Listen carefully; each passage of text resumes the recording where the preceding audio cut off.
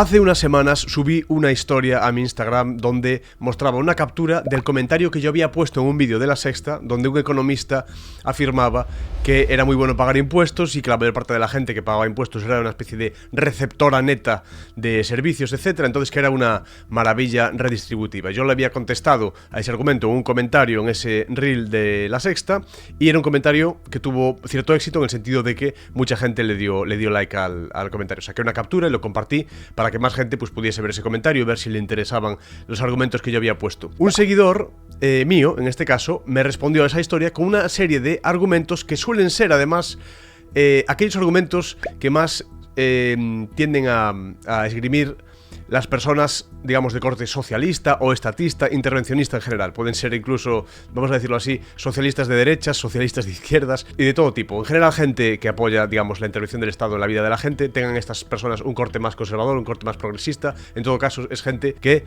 confía, digamos, en la capacidad de ejercer control, de redistribuir y de cumplir ciertas funciones que tienen en principio los Estados. Entonces, me pareció una, digamos, enumeración de los argumentos que suelen dar las personas socialistas bastante buena, y creo que podíamos aprovechar este vídeo para ir una por una repasándolas y intentando desarrollar argumentos para o bien estar a favor o bien refutarlos. En este caso creo que vamos a intentar refutarlos todos o casi todos, y en todo caso creo que a las personas que estéis viendo este vídeo os puede servir quizás también para sacar algunas ideas, quizás estéis de acuerdo, quizás no, dejadme en los comentarios, se trata de aprender, y si resuenan con vosotros o os convencen los argumentos que yo voy a tratar de aportar, pues podéis lógicamente apropiároslos, digamos, asimilarlos y utilizarlos pues en vuestras conversaciones, en vuestros debates, etcétera. Espero que os sirvan. Bueno, le pediría a mi editor que os vaya compartiendo por aquí, por la imagen, en algún sitio, las capturas de los mensajes, ocultando quizás la identidad de la persona que los puso, pues por preservar su privacidad, pero en todo caso las voy a ir leyendo yo por aquí al tiempo que las tenéis vosotros y vamos a ir rebatiéndolo, ¿vale? Bueno, todo empezó con esta historia que os comentaba, que yo compartí mis historias, donde yo decía que el argumento según el cual la mayoría recibe más de lo que paga parte de una premisa falsa, que es la idea de que el Estado produce valor comparable al que surge de los intercambios voluntarios. Esta es la típica cuestión de la imposibilidad del socialismo,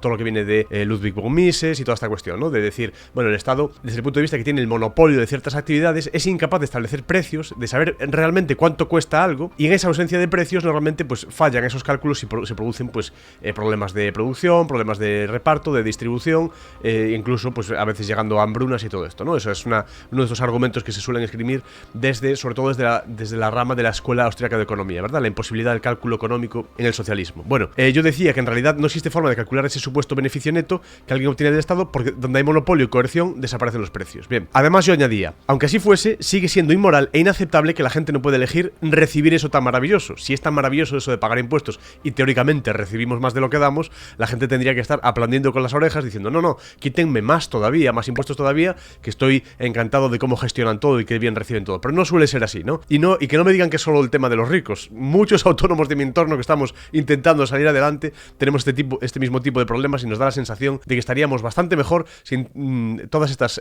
intervenciones y regulaciones, e intentando, digamos, buscarnos nosotros las castañas y las soluciones. No porque fuese a ser fácil ni todo fuese a ser de maravilla sin intervención, pero desde luego las cosas, como sabemos, sin intervención tienden a la deflación, tienden a bajar los precios, todo el mundo tiende a permitírselo, e incluso aquellos desafortunados que por diversos problemas no se puedan permitir ciertas cosas, como por ejemplo hoy en día pues una barra de pan o un pantalón, tiene que ser lo suficientemente barato como para que la gente del entorno se lo pueda dar, se lo pueda regalar, les pueda asistir. Es decir, de lo que se trata es de que las cosas sean suficientemente baratas para que incluso los más desfavorecidos, que es a mí la gente que verdaderamente me preocupa, nos sea muy fácil a los que no estamos tan mal comprarle una barra de pan, darle algo de comida, un poquito de asistencia, hasta que por su propio, de motu propio pueda salir de ese hoyo, en lugar de ofrecer algún tipo de asistencia supeditada que le siga yendo mal, que es lo que hacen los estados normalmente, ¿no? Bueno, entonces decía que encima, eso, al ser, esa sustracción, al ser involuntaria, al ser en contra de tu voluntad, tampoco era aceptable. Bien, yo daba otro tipo de argumentos, lo de que cada euro redistribuido va precedido de otro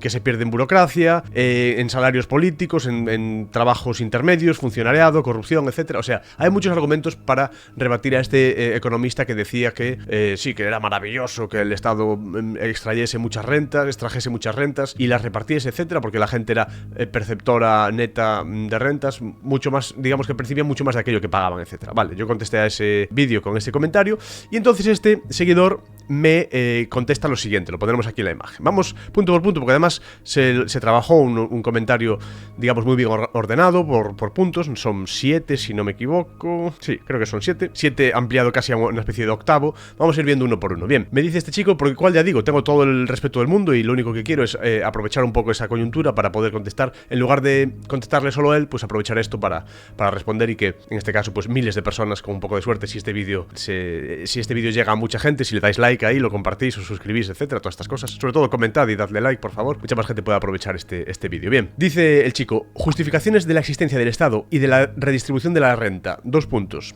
Hay sectores que no son rentables por sí mismos, pero que son necesarios. Seguridad, alumbrado, infraestructuras. Bien, yo no estoy para nada de acuerdo con esto. Vamos a ver, ¿cómo que esos sectores no son rentables? ¿Qué es eso de que algo sea rentable?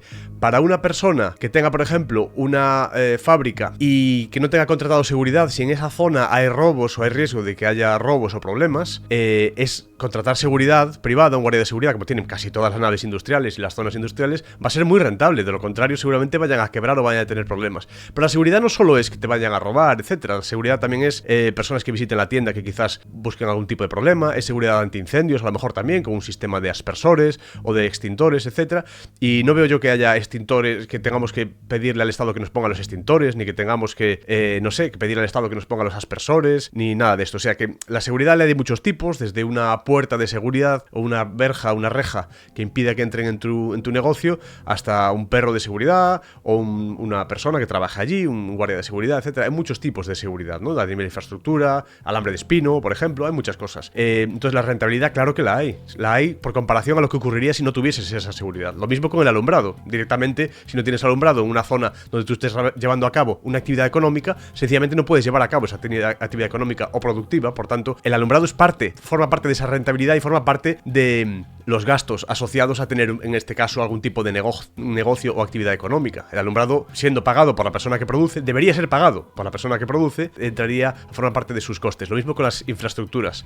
Esto de las infraestructuras lo he comentado ya en más ocasiones, que esto es una cosa que a la derecha se le suele escapar, especialmente incluso a la gente así de corte más liberal, que es que parte del éxito de muchas grandes empresas, sobre todo relacionadas con producción, con alimentación, con distribución, etcétera, pasan por socializar los gastos de distribución y privatizar las ganancias. Me estoy refiriendo a aquellas empresas que pueden permitirse coger materias primas de una zona, digamos, que pasen por un proceso productivo de elaboración y luego distribuirlas muy lejos de allí, aumentar su mercado gracias a que el Estado ha cobrado impuestos a toda la población y ha construido unas carreteras de las cuales ellos hacen un uso mayor que aquellas empresas más pequeñas. Es decir, sí, todo el mundo se beneficia de que haya esa red de carreteras, pero la parte proporcional que las grandes empresas pagan de esas carreteras no es comparable a la cantidad de beneficios que ellos extraen a partir de poder permitirse esa distribución y de aumentar mercados y de aumentar la eficiencia en esos mercados. Esto es un tema un poco espinoso que podemos, si queréis, ver en otro vídeo, aunque tengo un vídeo por ahí que creo que se llama ¿Le estás pagando las carreteras a Amazon? O algo así, que os recomiendo que cuando acabéis este vídeo vayáis a verlo si queréis. También subí un reel hace poco en Instagram sobre el tema. Entonces, eso de la rentabilidad, así asá, ¿no? Venga, pasamos al siguiente, que si no nos va a llevar mucho tiempo pasar por encima de todos los puntos. Vamos con el punto número 2. Dice que la ayuda virtuosa surgiera de la sociedad civil sería lo ideal, pero las instituciones existen precisamente porque no es la realidad. Siguiendo esa lógica, no tendría que haber cárceles tampoco, por ejemplo. Bien, entiendo el argumento, está bien, pero tampoco lo comparto. Vamos a ver. Claro que surgiera la ayuda virtuosa desde la sociedad civil sería lo ideal. Dice que las instituciones existen porque esa no es la realidad. No, esa no es la realidad, y es cierto que en un entorno de libertad no todo el mundo ayudaría y no todo el mundo colaboraría. Bien, pero no es cierto que la única manera de coordinar esa ayuda o de potenciar o incentivar que esa gente ayude de manera voluntaria sea hacerlo obligatorio, y menos en los términos en los que lo hacemos hoy en día, en sociedades de masa, con millones de personas, etcétera. Es decir, eso no justifica la existencia de un Estado que por la fuerza te extrae rentas para luego poder ayudar en tu nombre, quitándote el dinero y quitándote también la capacidad de decidir tú qué harías con ese dinero o a quién ayudarías. Entonces, eso no lo justifica en absoluto. Es verdad que esto no quiere decir que todo el mundo fuese a ayudar en ausencia de coerción o en ausencia de Estado. Por supuesto que no, pero es que es la gente la que tiene que hacerlo. Y lo que yo creo, y esta es mi tesis, es que cuando tú le obligas a la gente a hacerlo, por lo general se atrofia su digamos, su sistema de valores, su virtud se atrofia. Es decir, como se le quita eso por la fuerza para ayudar en su nombre, se le está trasladando la idea de que es mala persona y de que si no fuese porque el Estado les roba para ayudar a otros, ellos nunca ayudarían. Le estás transmitiendo la idea de culpa y de que son malas personas y que menos mal que está el Estado que nos roba a todos para poder ayudar a los que más lo necesitan. No es cierto. Yo creo que precisamente en ausencia de ese tipo de instituciones coercitivas, surgen otro tipo de instituciones que han existido siempre, de beneficencia, de caridad, de vecindad, de familia, etcétera, de comunidad, que permite precisamente ayudar a las personas que más lo necesitan, además siendo las personas que ayudan siendo cercanas a esas personas y teniendo interés en que mejoren, porque el problema del Estado es que no tienen normalmente interés en que las personas que dependen de ellos dejen de depender de ellos. Por eso crean ayudas que normalmente están supeditadas a que esa gente siga estando mal, a que esa gente le siga yendo mal. ¿Para qué? Para tener, entre otras cosas, voto cautivo, ¿no? Entonces, cuidado con esta lógica. Bien, vamos al punto número 3. Dice este chico, existen servicios esenciales que se tienen que prestar sí o sí sin depender de las condiciones económicas del que lo recibe. Véase sanidad o educación. Otra cosa es la calidad de servicios y la colaboración entre el sector público y el privado, pero tienen que estar garantizados. Bien, esto de que tienen que estar garantizados, cuidado, porque si hay que garantizar determinadas cosas, cueste lo que cueste, por ejemplo, digamos que hay que garantizar, por ejemplo, que todo el mundo tenga acceso a un riñón si lo necesita, podríamos llegar a decir que para poder tener suficiente oferta, suficiente stock, digamos, de órganos, en general, riñones o hígados o corazón, lo que sea, para toda la población que lo pueda necesitar, estaría justificado, en principio, si eso tiene que estar garantizado, estaría justificado cargarse a un mínimo número de personas para tener todos esos órganos y con esos órganos salvar a muchas otras. O sea, de manera utilitaria o utilitarista, estaría justificado en principio hacer daño a unas pocas personas para beneficiar a una mayoría y que eso esté garantizado. Eso es inaceptable. Entonces hay que tener cuidado con qué estamos dispuestos a hacer para conseguir ciertas garantías, etcétera. Es decir,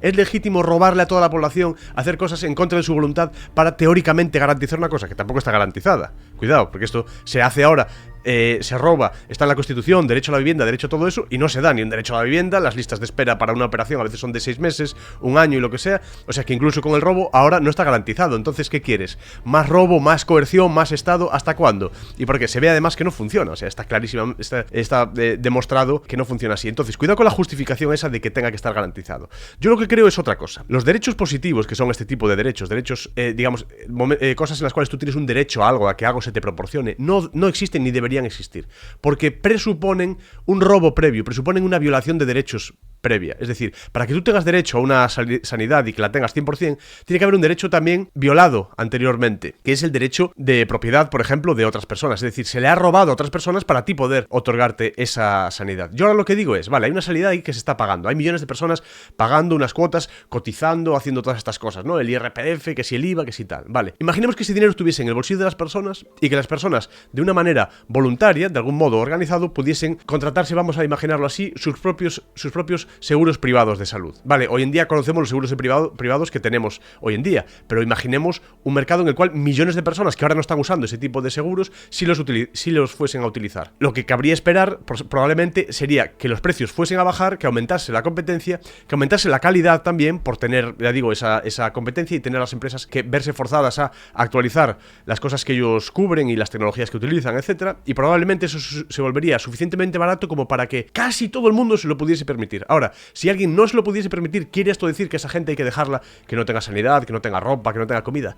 Claro que no, claro que no. Esa es la gente que a mí me preocupa, es la gente que nos tiene que preocupar a todas las personas que estáis viendo este vídeo, la gente que no se lo puede permitir, la gente que ni siquiera esas cosas se podría permitir. Pero siendo ya tan barato y estando todo el resto de la sociedad civil, como dice este chico, cubierta, debería ser muy fácil para la gente de su entorno el poder proporcionarle eso a esa persona. Es decir, a poder ser su familia, sus hermanos, sus sobrinos, sus padres, sus hijos, quienes sea, dependiendo de la edad, del entorno en el que esté. Vale, ha tenido muchos problemas con la familia, lo que sea. Bueno, la vecindad, a lo mejor los vecinos o la gente de su barrio, lo que sea. Oye, esta persona ha tenido un gran problema y no se puede permitir ni siquiera me lo invento, 50 euros al mes que le va a valer tener este servicio, que a lo mejor si está bien de salud no lo utiliza nunca, pero bueno, tener un seguro de salud o lo que fuese, se lo pagamos nosotros. Bueno, si ya ni tu familia ni tus vecinos están dispuestos a echarte una mano, si estás tan mal, habrá que ver también qué has hecho como para que la gente, digamos, no te fuese a echar una mano. Normalmente la falta de asistencia muchas veces y de esa especie de red de seguridad hay que ver también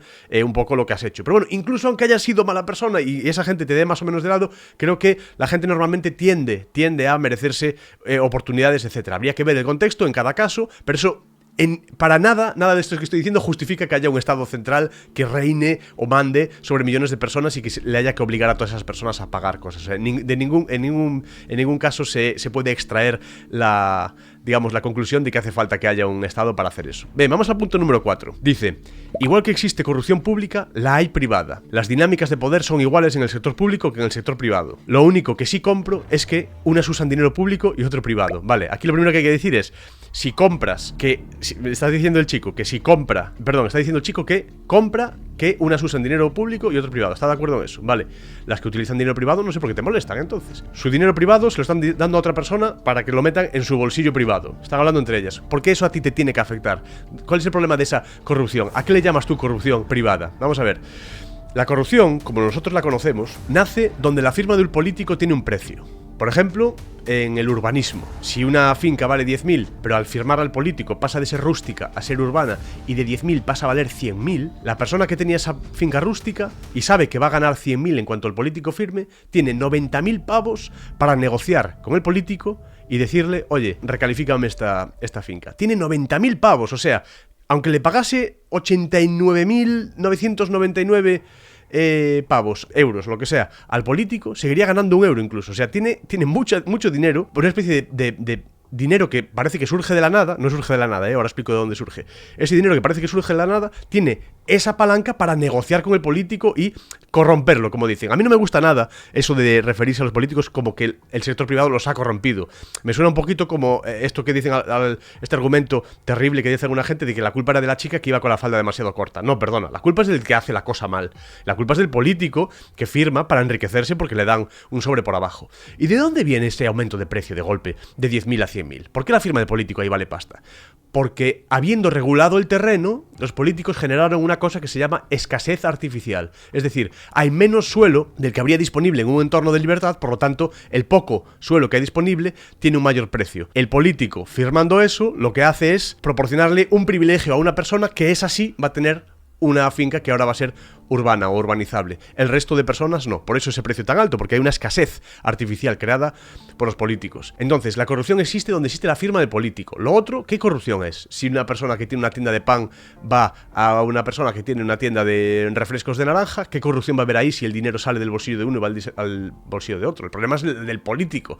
Que el político sí que, para poder enriquecerse, hace que las personas tengan que gastar dinero, digamos, en comprar su firma, en comprar su voluntad para conseguir cosas que deberían ser libres. Ahí es donde está el problema. La corrupción nace donde la firma del político tiene un precio. Bien, vamos con el punto número 5. Dice, para controlar el ciclo económico, puede ser que en el largo plazo el mercado sí se autorregule. O sea, este chico incluso se abre la posibilidad casi de la mano invisible de Adam Smith y toda esta cuestión. Puede ser que en el largo plazo el mercado sí que se autorregule. Pero si de por medio la crisis social es inabarcable, no tiene sentido no intervenir. Bien, esto de los ciclos de mercado, crisis social inabarcable, toda esta cuestión, tiene un origen. Ya esos propios fenómenos ya en sí tienen un origen estatal, desde mi punto de vista, un origen regulatorio. Esos ciclos económicos, esas burbujas, esa acumulación de riqueza, las desigualdades, tienen origen en regulaciones, en el establecimiento de licencias, en la maldita propiedad intelectual, en el famoso IP, el copyright, los derechos de propiedad intelectual, etcétera, que generan privilegios para una serie de empresas frente a otras más pequeñas y les permite crecer. Los aranceles, por ejemplo, que son un tipo de impuesto a cosas que vienen de fuera, previsiblemente quizás mejores o más baratas, para librar a la gente interna de la competencia exterior. Licencias para librar a las personas que ya tienen esa licencia de la competencia de la gente que no tiene esa licencia. Si os fijáis, todas las regulaciones lo que hacen es desajustar, distorsionar los mercados, el mercado libre, que no ha existido realmente el mercado libre en sí, ojalá existiese, pero no existe, distorsionar ese mercado y generar esas desigualdades y esos problemas. Entonces este chico quiere que el Estado solucione algo que el propio Estado ha creado a través de sus regulaciones. Tampoco, lo siento, pero tampoco lo compro. Bien, ese, si no me equivoco, era el número 5. Me falta aquí el número 6, no he visto si lo ha puesto por algún sitio, pero paso directamente al número 7. Creo que se lo saltó él, el número 6, vale. Número 7, que sería realmente el número 6. Dice, si no hay redistribución, las desigualdades acaban siendo insostenibles. Una cosa es aceptar que cada ser humano tiene competencias y habilidades únicas y que su redistribución monetaria retribución monetaria sea distinta, y otra es no asegurar un mínimo de subsistencia a todos los seres humanos para que luego se puedan desarrollar. O sea, aquí le está apoyando una especie como de, supongo, como de renta básica universal, ¿no? Algo así, en la línea de Pablo Iglesias o de Elon Musk, que son prácticamente iguales, ¿no? Sabemos que no, es una broma, una ironía. Bien, pero ambos abogaban por esto, ¿no? Sigue, por otra parte, tu valor de mercado no siempre es por tu mérito. Puede ser que lo heredes todo o que tuvieses la suerte de nacer con una habilidad que es la que la sociedad demanda en determinado momento histórico, pero que si no fuese así no estarías en esa situación. Vale, aquí habla ya de determinismo genético, parece casi como si uno naciese de repente con algo que le va a hacer más rico, etcétera. Vale, si os fijáis, al principio del comentario habla de esas desigualdades que acaban siendo insostenibles. Ya respondí parcialmente a esto en el apartado anterior. Para mí esas desigualdades tienen un origen político prácticamente siempre, y si no tienen un origen político, en principio no tienen nada de malo. Para mí no tiene nada de malo que Messi sea mucho mejor que yo jugando al fútbol, porque yo quizás sea mejor que Messi en otras cosas. No voy a decir en cuáles para no sonar engreído o lo que fuese, pero supongo que habrá algo en lo que yo sea mejor que Messi, ¿no? En jugar al fútbol seguramente no. Bien, no pasa nada porque seamos distintos y él sea mejor en algunas cosas y que yo en otras. Es más, ni siquiera sería necesariamente malo que él tenga mucho más dinero que yo si ese dinero lo ha conseguido de una manera, digamos, libre o en ausencia de coerción o de estas distorsiones de las que hablaba antes. Que conste que a mí también me molestan las desigualdades cuando estas tienen un origen político. Hay desigualdades muy grandes, hay grandísimas fortunas que yo defiendo siempre, que si rasca uno un poquito bajo la superficie, no provienen de un mercado demasiado libre, como dicen algunos socialistas o estatistas, en todo caso gente intervencionista. No, si uno rasca un poquito, son resultado de un mercado que ha sido intervenido por regulaciones, por licencias, por todo eso que mencioné antes. Es decir, esas distorsiones precisamente lo que generan son reglas distintas para las personas que le proporcionan privilegios a algunas frente a otras y les libran de esa competencia. Así es como funciona la política, así es como funciona básicamente la función que cumplen los estados para beneficiarse a sí mismos y beneficiar a sus amiguetes, en muchos casos multimillonarios, gente de corporaciones, etc. Entonces, estamos de acuerdo en que nos molestan determinadas desigualdades que además generan muchas tensiones, generan odio y cosas terribles, claro que las generan, y es que muchas de ellas, o casi todas, de hecho, las grandes, tienen un origen precisamente estatal. Y este chico quiere más regulaciones y más Estado para solventar un problema que tiene un origen estatal, que tiene un origen en esas distorsiones que son las que hacen que alguna gente tenga muchísimos, megatrilloncísimos y otros tengan muy poco. También luego viene vienen algunos liberales un poco ingenuos, desde mi punto de vista, que creen que esa gente que tiene milloncísimos es porque responde muy bien a unas necesidades del mercado y responde a una demanda, etcétera. No todo aquí se pueden explicar muchas cosas por la demanda y la oferta. El problema es cuando la demanda y la oferta están intervenidas por el mercado. Hay que criticar al Estado desde la base, todo, absolutamente todo, también las licencias, la propiedad intelectual, los tariffs, parezco shocas, ¿no? Cuando solo sale una palabra en... Comestibles, ¿cómo se dice? Vegetales. En los aranceles, que lo dije antes, ¿no? Los aranceles, impuestos internos, licencias que te libran de la competencia, limitan, es una escasez artificial, una vez más, limitan la cantidad de gente que puede operar en un ámbito, etcétera, otro tipo de certificados, de todo esto, ¿no? Bien, o incluso descuentos fiscales para alguna gente. Claro, que hagan descuentos fiscales, esto es curioso, la gente, ¿cómo te pueden parecer mal los descuentos fiscales si estás en contra de los impuestos? No me parecen mal. El problema está en que cuando tú pones descuentos fiscales a unos, lo que quiere decir es que se lo estás manteniendo a otros, con lo cual estás perjudicando a aquellos a los que se lo mantienes y beneficiando a aquellos a los que se los quitas, provocando una vez más que se elimine su competencia o que tengan más difícil competir contra ellos y previsiblemente esa gente va a crecer más. Vemos un poco por dónde vamos, ¿no? Entonces, si rascas lo suficiente la superficie, siento mucho decirlo, compañero, lo que encuentras es intervención, lo que encuentras son regulaciones, lo que encuentras es Estado. Y no puedes solucionarlo con más intervención todavía porque eso es una espiral, además, muy peligrosa. Bueno, y para acabar creo que nos dice, y luego evidentemente otras funciones, como evitar que el sistema capitalista acabe con todos los recursos naturales. Si no hubiese cuotas, ya me dirás qué pasaría con la caza y la pesca. O promover valores a través de políticas públicas. Bien, esto último de promover valores a través de políticas públicas me parece muy peligroso porque aquellos valores que se van a promover desde las políticas públicas, o sea, las políticas estatales, van a ser valores de corte socialista o intervencionista, estatista, en todo caso, de defensa de la acción del Estado, y nunca van a enseñar a la gente, nunca le van a vacunar a la gente, entre comillas, a ver si no me desmonetizan el vídeo por decir ahora esa palabra, bueno, nunca le van a poner a la gente, digamos, los anticuerpos que les enseñen a criticar a ese poder político. Me da la sensación de que no es muy interesante que los valores nos lleguen a través de políticas públicas, por eso no apoyo ningún tipo de educación pública ni nada que se le parezca, ¿no? Y al principio dice que, claro, ¿cómo se podría evitar que el sistema capitalista acabe con todos los recursos naturales?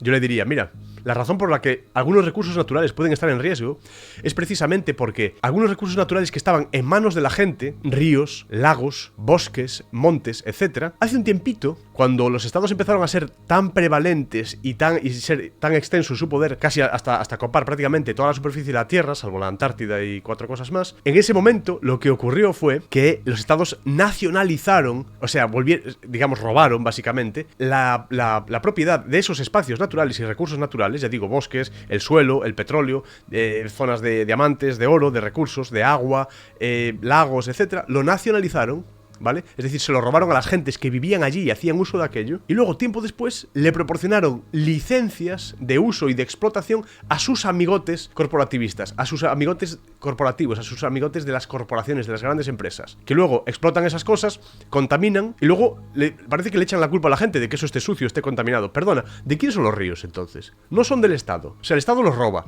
se los apropia, luego se los presta a sus amigos para que pongan presas, para que contaminen, para que pongan químicos allí, para que extraigan minerales utilizando cianuro y todas esas cosas, y entonces luego le echas la culpa a la gente de que eso esté sucio. Pero si es tuyo, es a ti a quien te compete tener eso limpio, más o menos. Cuando las cosas eran de la gente, en principio tenían ellos el incentivo de mantener aquello limpio, bien cuidado, y de extraer justo lo que ellos necesitasen para tener más en el futuro. Del mismo modo que si el campo es tuyo, y ojo, esto puede ser propiedad privada familiar, propiedad privada común, hay muchos tipos de propiedad, ¿vale? Puede ser montes comunales, hay muchos tipos de propiedad. La gente que necesite esos árboles y tenga que cortar un árbol, está en su mano y tiene un incentivo a plantar otro porque en el futuro lo va a volver a necesitar. Además que se revaloriza la finca, etcétera. Pero tú cuando robas eso y lo monopolizas, cuando es propiedad del Estado y es como que no es de nadie o es de todos, es decir, que no es de nadie o es del Estado, no hay ese incentivo. Ahí es cuando surgen esos problemas, ahí es cuando se empiezan a talar las cosas al máximo, se empieza a contaminar al máximo, etcétera. ¿Por qué? Porque no es de nadie. Esa es la cuestión. La solución es que las cosas sean de alguien. Y no quiere decir que sean de alguien.